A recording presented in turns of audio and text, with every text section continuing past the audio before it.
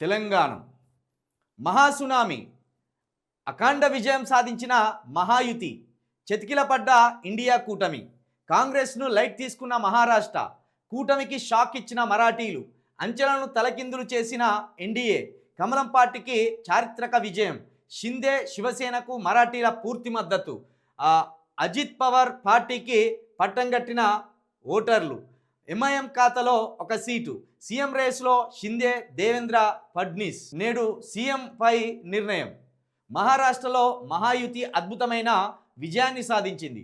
ఎవరు ఊహించని విజయం ఇది. ఆఖరికి బీజేపీ పెద్దలు కూడా ఊహించని గెలుపుగా దీన్ని విశ్లేషకులు అభివర్ణిస్తున్నారు. ఎన్డీఏ కూటమి అఖండ విజయం సాధించడంతో బీజేపీతో సహా కూటమి నేతలు సంబరాలు చేసుకుంటున్నారు. 233 స్థానాల్లో మహాయుతి అభ్యర్థులు తిరుగులేని విజయాన్ని నమోదు చేశారు. ఇక ఇండియా కూటమికి ఘోర పరాభవం ఎదురైంది.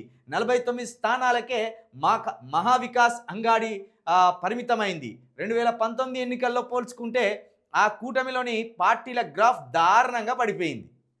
మొత్తానికి సునామీ సృష్టించింది బీజేపీ కూటమి మహాయుతి ఈ మహారాష్ట్రలో. ఓ విధంగా చెప్పాలంటే మహారాష్ట్ర వాళ్ళకు తెలియకుండానే వాళ్ళు కూడా మత ఉచ్చులో చిక్కుకుంటున్నారు.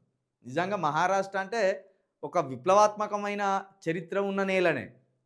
అక్కడ శివాజీ మహారాజ్ గారు ఏనాడు కూడా మతవాదం పేరు మీద యుద్ధాలు చేయలేదు. ఆయన ఒక సెక్యులర్ వాది. చాలామంది నిన్న ఇక్కడ మహారాష్ట్రలో బీజేపీ కూటమి గెలిచినాక ఇక్కడున్న బీజేపీ నేతలు ఏమంటున్నారంటే శివాజీ మహారాజ్ గారి నాయకత్వంతో అక్కడ మేము గెలిచినామంటాను. శివాజీ మహారాజ్ గారు ఏనాడు మతాన్ని విశ్వసించలేదు. పైగా వీళ్ళు చెప్తున్న నినాదం ఆయన ఏనాడు ఎత్తుకోలేదు. ఆయన శివభక్తుడు, భవానీ భక్తుడు. ఆయన శైవం ఎత్తుకున్నవాడు. వీళ్ళు వైష్ణవాన్ని అభివృద్ధి చేస్తున్నారు. కాబట్టి ఇంకోటి వీళ్ళు చెప్తున్నారు కదా శివాజీ మహారాజు మావోడు అని. ఇప్పుడు వీళ్ళు బీజేపీ ఎత్తుకుంటున్నారు కదా. శివాజీ మహారాజును గుళ్ళోకి రానియకుండా అవమానించింది కూడా ఇదే సనాతన ధర్మం. ఆఖరికి శివాజీ మహారాజ్ గారికి పట్టం కట్టాలి, ఏదో ఒక పూజారి వచ్చి పట్టం కట్టాలి పూజ చేసి. దాన్ని నిరాకరిస్తే వారణాసి నుండి ఒక బ్రాహ్మణుడు వచ్చి కాలి బొటన వేలుతోటి బొట్టు పెట్టి సింహాసనం మీద కూర్చోబెట్టిపోయాడు. ఆ బ్రాహ్మణుడిని అడిగినలాట, నువ్వెందుకు పోయినావు, మనమంతా తిరస్కరించినాం, వాడు శూద్ర జాతోడు, వానికి ఎట్లా నువ్వు పోయి వాడిని పట్టం మీద కూర్చోబెడతావు, అధికార పీఠం మీద కూర్చోబెడతా అంటే మనం కాకపోతే వాడు ఇంకోని పిలుచుకుంటాడు. కాబట్టి వాడు రాజైనా మన కాళ్ళ కిందోడే అని చెప్పడానికి బొటన వేలుతోటి వానికి బొట్టు పెట్టొచ్చినా అని చెప్తారు. అంటే ఇంత అవమానించిండ్రు వీళ్ళు శివాజీ మహారాజుని, శూద్ర జాతిని. శూద్రులు అంటే బీసీలు, రెడ్డిలు, వెలుమలు, వీళ్ళంతా శూద్రులే. కాబట్టి వీళ్ళన్ని డాంబికాలు చెప్తాను. కానీ ప్రాంతీయవాదాన్ని మహారాష్ట్ర వదిలేసుకున్నదేమో, జాతీయవాదంలోకి వాళ్ళు కూడా వెళ్ళిపోయినలేమో. అది రానున్న రోజులలో దాని ఫలితం వీళ్ళు అనుభవిస్తారు. దానికి సంబంధించిన నరకాన్ని కూడా వీళ్ళు చూస్తారు.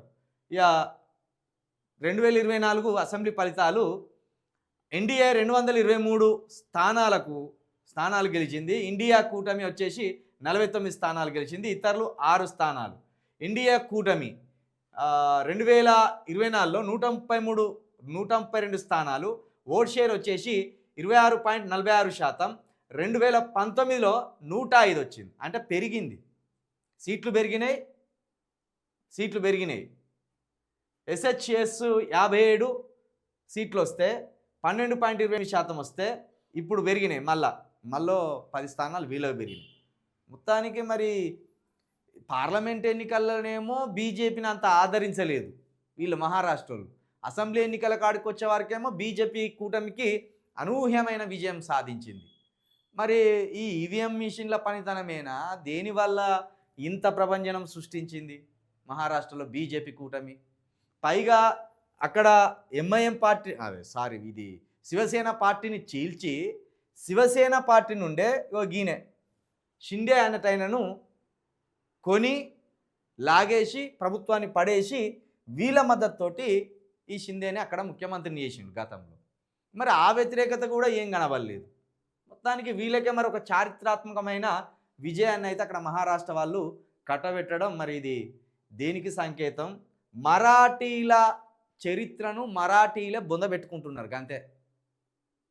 మరాఠా సంస్కృతి పోయింది, మరాఠా సినిమాలు పోయినాయి, హిందీ సినిమాలు వచ్చి వాళ్ళ వాళ్ళ వాళ్ళ దగ్గర కూర్చున్నాయి. మహారాష్ట్రలో మరాఠీలే దావా.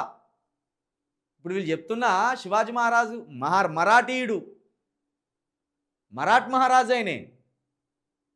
కాబట్టి మరాఠీలు వాళ్ళ చరిత్రను వాళ్ళే బొందబెట్టుకున్నట్టుగా కనబడుతుంది. ఎందుకంటే గుజరాత్ వాళ్ళు వచ్చి మహారాష్ట్రను కబ్జాకు పెట్టినట్టు అవుతున్నది. ఎవడో ఢిల్లీ నుండి వచ్చి, ఎవడో గుజరాత్ నుండి వచ్చి మరాఠీల సంస్కృతిని నాశనం చేయబోతున్నట్టయితే స్పష్టంగా కనబడుతుంది. మహారాష్ట్ర మొత్తం ఇప్పుడు తమదైన మరాఠీ భాష మర్చిపోయి హిందీ మాట్లాడవలసిన దుస్థితి అక్కడ వచ్చిందంటే వాళ్ళ ఉనికిని వాళ్ళు కోల్పోతున్నారని అర్థం. ఈ జాతీయ పార్టీల మాయల వల్లనే అది అట్లా అయింది.